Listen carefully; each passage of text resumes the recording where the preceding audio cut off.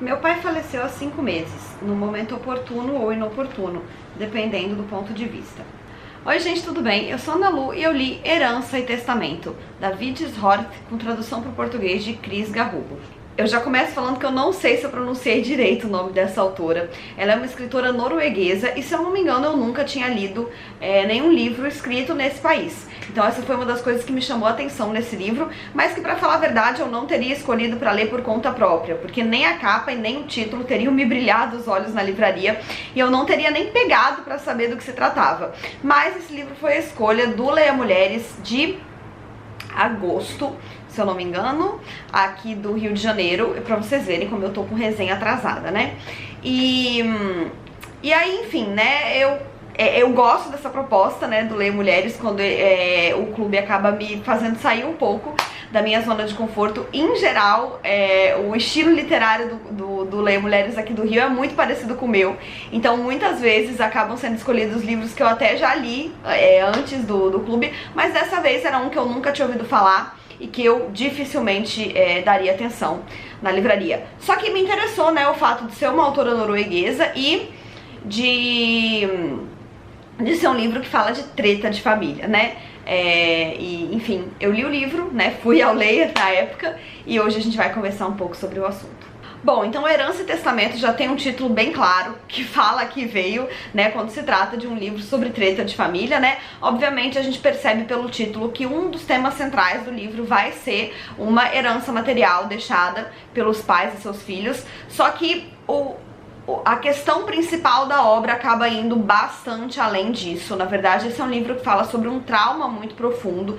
Quem vai narrar a história é a Berlioz, que é uma mulher aí de sua meia-idade, que já tem seus 3 filhos adultos criados e que, na verdade, se afastou dos seus pais e das suas irmãs há muitos e muitos anos, desde que os filhos dela eram crianças, mas ainda assim, ela demorou pra fazer isso, né? Ela tinha um problema com os pais desde muito mais nova, ela foi empurrando com a barriga até onde deu, e por fim, quando seus filhos são crianças, ela consegue romper esses laços, e tem anos e anos que ela não fala com esses pais, que ela não tem contato com ninguém da família, só que ela acaba sendo atropelada pela família de novo, quando, há poucos meses do início do livro, ela recebe uma correspondência do seu irmão questionando um testamento que seus pais resolveram fazer em vida, distribuindo os bens. O que acontece? A família tinha 2 casas de veraneio, que esses pais deixam explicitamente, nesse testamento que eles fazem em vida, para as 2 irmãs mais novas. Acontece que eles são em 4 filhos. E a Berlioz, né, que é a protagonista narradora, pra falar a verdade, ela tá há tanto tempo afastada dessa família que ela não tinha qualquer expectativa de herança. Inclusive, quando ela recebe a notícia de que os pais estão fazendo esse testamento em vida e deixando algo pra ela também, ela fica surpresa. Mas ela já se irrita também com o tom condescendente da carta, que meio que coloca esses pais ali em alta cota, né? Eles mesmos, obviamente, é que dão conta dessa comunicação, e eles se colocam em alta cota como se eles fossem excelentes pais, por mesmo depois, né, desse afastamento, eles estarem pensando de forma igual entre todos os filhos, só que não é igual, porque aparentemente essas casas de veraneio são a melhor parte da herança e cada uma delas vai ficar com uma das irmãs mais novas. Como eu falei, a Berlioz, ela não se abala, ela não tá nem aí pra essas casas, ela prefere não ter contato nenhum com a sua família, então por ela brigar por herança não tá nos seus planos. Só que o seu irmão fica profundamente irritado com essa divisão injusta e ele vai procurar por ela pra ela entrar junto com ele na briga, porque afinal de contas eles foram lesados juntos e ele acredita que ele vai ter mais força se ela estiver junta na briga. E aí ela pensa muito sobre isso, mas decide então que ela vai sim tomar as dores do irmão e vai se meter nesse vespeiro do qual ela conseguiu sair a duras penas há anos atrás. Só que o que tirou ela de lá foi muito dolorido. A bagagem que ela traz é muito pesada, a história do trauma que ela viveu com esses pais é muito profunda e pra ela vai custar muito caro emocionalmente entrar nessa história. E aí eu vou já avisar de uma vez, né, pra quem não gosta de nenhum tipo de spoiler, é bom parar por aqui. Eu mesma, assim, comecei a ler o livro sem saber o que seria esse trauma dela. Depois eu percebi que lendo a orelha, muito provavelmente a gente tem quase a resposta, mas De qualquer forma, eu não sabia, e foi uma das coisas que me moveu bastante na leitura, era saber o que é que tinha acontecido. Então, se vocês não leem Orelha, sinopse, e também não querem saber, eu sugiro que parem o vídeo por aqui, porque não tem como eu continuar fazendo uma resenha da obra sem pontuar o que foi que aconteceu, tá bom? Recado dado, então agora vou seguir e vou tocar nesse assunto. O que aconteceu? Berlioz foi abusada pelo seu pai quando era criança. Ela, o irmão e o pai ficavam bastante sozinhos em casa, enquanto a mãe acabava saindo com as mais novas, e o pai dela abusava dela regularmente. O irmão também era criança, mas de certa forma ele participou um pouco desse cenário, ele não compactuou com isso, ele não tinha nem idade pra isso, mas ele foi respingado por esse trauma, né? Quando a Berlioz consegue assimilar o que aconteceu com ela, né, já mais velha, e resolve expor, né, o acontecido, romper, né, com o pai e falar tudo pra mãe dela, ela tem um segundo trauma, que é a visão da mãe dela sobre esse assunto, que é a mãe dela meio que sabia o que acontecia, mas não queria saber, preferia, né, fingir que não, e botava panos quentes, e quando ela consegue assimilar esse abuso que ela sofreu e colocar pra fora, a mãe dela é extremamente contra ela, né? Então rola uma descredibilização total da vítima, né? Inclusive a mãe dela aponta que se isso fosse verdade, você devia ter falado anos antes.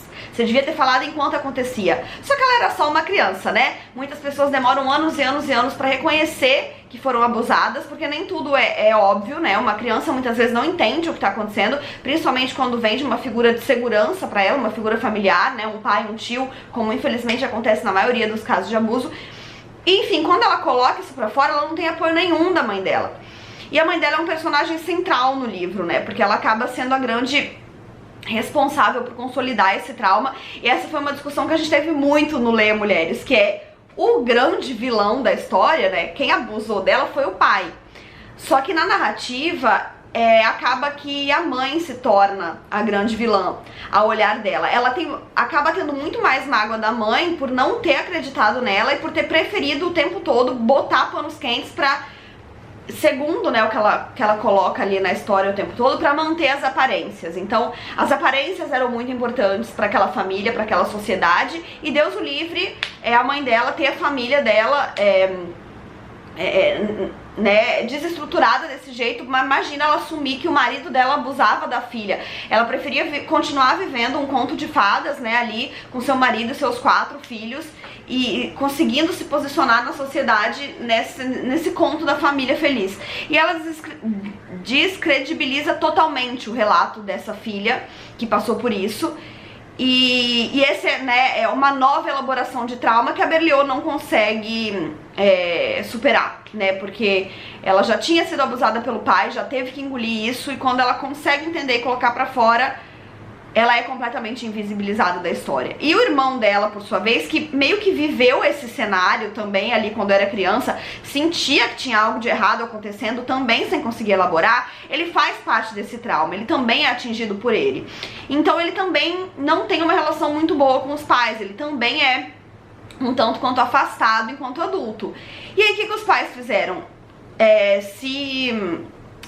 Eles se aproveitaram, né, assim, por assim dizer, de que eles tinham essas 2 filhas mais novas e colocaram tudo em cima delas. Então criaram elas como se elas não tivessem nada a ver com isso, né, e as 2 também aceitaram essa posição e cresceram aceitando o conto de fadas da família feliz, como se os 2 irmãos mais velhos que fossem os problemáticos, e não viam, né, o quão maravilhosos eram os pais. Então elas crescem, né, parecendo que elas têm outra história com esses pais, e elas são o tempo todo privilegiadas por isso. Então elas estão ali perto deles o tempo inteiro, né? E elas ganham as casas, e pra elas tá tudo ótimo, e elas ainda contam a história, né, por esse lado do não. Mas os nossos 2 irmãos que largaram os nossos pais. A gente esteve aqui o tempo todo, né? A gente merece essa herança e tal. Então é uma história, assim, de dores e traumas familiares muito, muito complexos, né? Uma história bastante dolorida e profunda.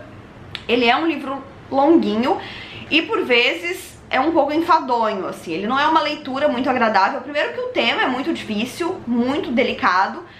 Segundo, é que o trauma vivenciado por uma pessoa, ele deixa sequelas muito grandes, assim. Eu diria que um deles é a repetição intensa dos sentimentos daquilo que você viveu. Eu li um outro livro que chama Eu Tenho um Nome, se eu não me engano, é um livro de não ficção, que eu já li há um tempo, tem resenha aqui no canal, vou colocar o link. É uma história real, né, de uma menina que foi estuprada no início da faculdade, se eu não me engano.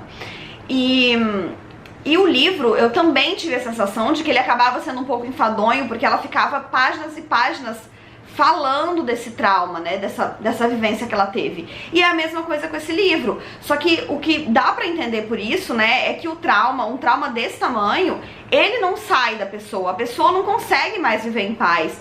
E ela acaba tendo que repetir essa história, porque essa história não sai da cabeça dela. Então, quando você tá lendo, você acaba ficando um pouco cansada disso, porque ela vai falando. Só que isso, né, inevitavelmente faz parte da elaboração. Esse livro é de ficção, mas o outro livro que eu li, ele não era. E eu achei interessante, de forma ruim, né, o quanto eles são semelhantes nesse ponto, desse trauma que não sai da sua cabeça. Você precisa ficar falando disso o tempo inteiro. Outra coisa que me afastou um pouco da narrativa nesse livro é a experiência de ler uma autora que é de um universo completamente diferente do nosso, né? Nós latinos somos muito diferentes dos nórdicos, né? De onde vem essa escritora.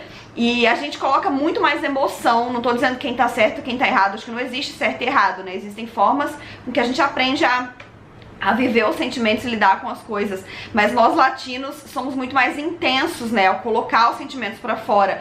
O que não me parece ser o caso dos nórdicos, né? Então é um livro que tá falando sobre um tema bastante delicado, com muita emoção envolvida, mas é um livro que ele é quase que branco, assim, quase que linear. Ele não tem grandes rompantes, ele não, se você lê assim, você não percebe grandes sentimentos, né? Claro que tá tudo intrínseco ali, mas é uma literatura aqui, né? Ele fica sempre aqui. Mesmo os sentimentos, eles são colocados de uma forma mais fria, mais cautelosa. E eu acho que isso tem muito a ver, né, com a forma de viver, né, dos nórdicos e tal. São países muito frios, no sentido literal da palavra, né, tá quase o tempo todo nevando, muitas vezes eles passam meses sem sol, e então é uma vivência diferente, né, é uma vivência cultural bastante diferente, e eu acredito que isso tudo tá bem claro no texto da autora. Por conta disso, acaba que não é uma leitura fácil pra mim, porque é isso, ele é um livro longo, ele é um livro repetitivo e ele é muito linear, mas o tema é muito impactante. E assim, foi um livro que eu li há meses e que eu pouco tive que me esforçar pra lembrar quando eu fui sentar pra fazer o roteiro, porque ele ficou muito latente assim na minha cabeça. E a discussão do Leia, né, claro, ajudou bastante a deixar ele marcado. Mas ele é um livro que ele não é facilmente digerível, você fica com ele bastante tempo depois de ler, porque, enfim, é muito pesado, né, é muito pesado. Mas é um livro bem interessante, eu acho que, obviamente, cheio de gatilhos, né, principalmente de abuso familiar e violência sexual, mas que se você se interessa pelo assunto, né, é um livro interessante, é um livro que foge muito da nossa zona de conforto aqui enquanto leitores latinos, e que por isso eu recomendo bastante. Acho que não vou chegar a lugar nenhum com essa resenha, né, só falar que esse é o panorama do livro e que ele é bastante pesado, não tinha como deixar de ser. E então é isso, gente, eu espero que vocês tenham gostado desse vídeo. Não se esqueçam de se inscrever no canal se ainda não forem inscritos, deixarem um joinha se curtiram, porque isso ajuda muito o canal a crescer. Me contem aqui embaixo se vocês já tinham ouvido falar desse livro, porque como eu disse, antes dele ser escolhido como leitura do Leia, eu nunca tinha ouvido falar dele também, como eu falei, né?